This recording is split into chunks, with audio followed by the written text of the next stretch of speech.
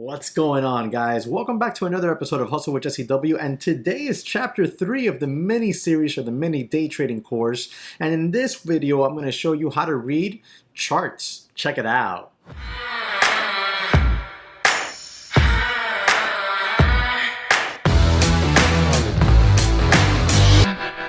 Alright guys, so I remember as a brand new trader when I first started trading, I'll never forget it. I found some charts, like a charting software somewhere online. I don't remember where it was. I think it was downloadable, but I could be wrong. It might have been web-based.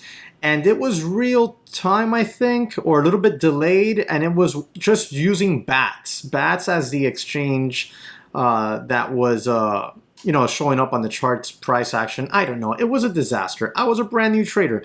I had no idea what I was looking at. All I knew was that when it went up, the price went up, and when it went down, the price went down. I had no idea about what the little things, little figures were, obviously candlesticks.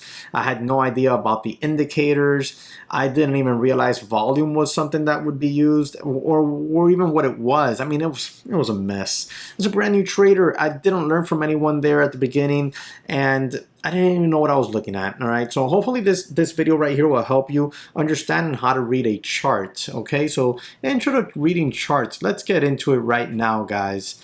How to read charts. Smash the like button for me and check this out. The very first thing you'll notice on a chart, on a stocks chart, is these little figures.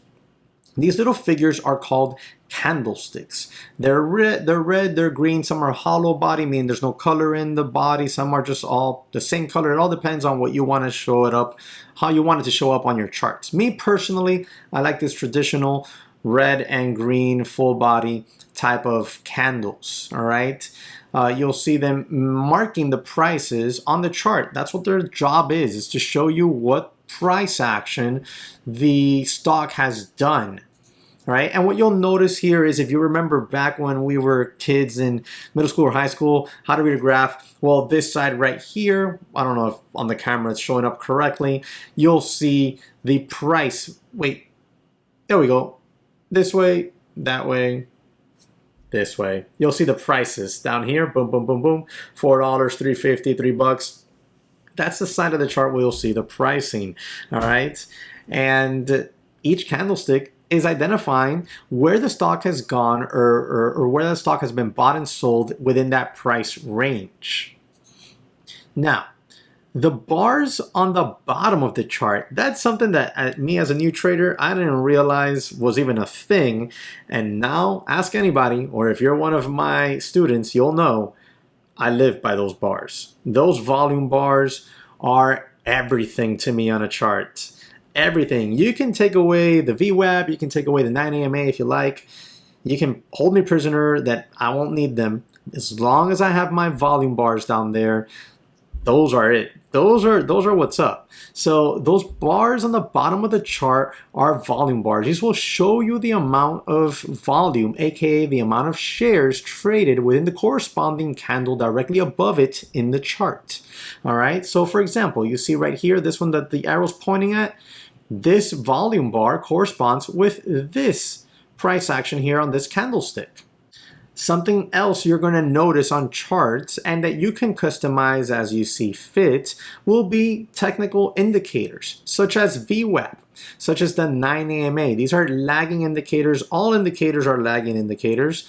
These indicators right here will show you price action that has occurred in the past. Okay, so these are indicators that you can watch out for, those little lines. More often than not on charts, if they already come with indicators on them, what you can do is, if you want to find out what it is, you get your cursor, your mouse, and you just hover over it on your broker's chart, and it will, if you leave it there long enough, it'll tell you what it is. VWAP, it'll tell you 8 exponential moving average, 9 exponential moving average.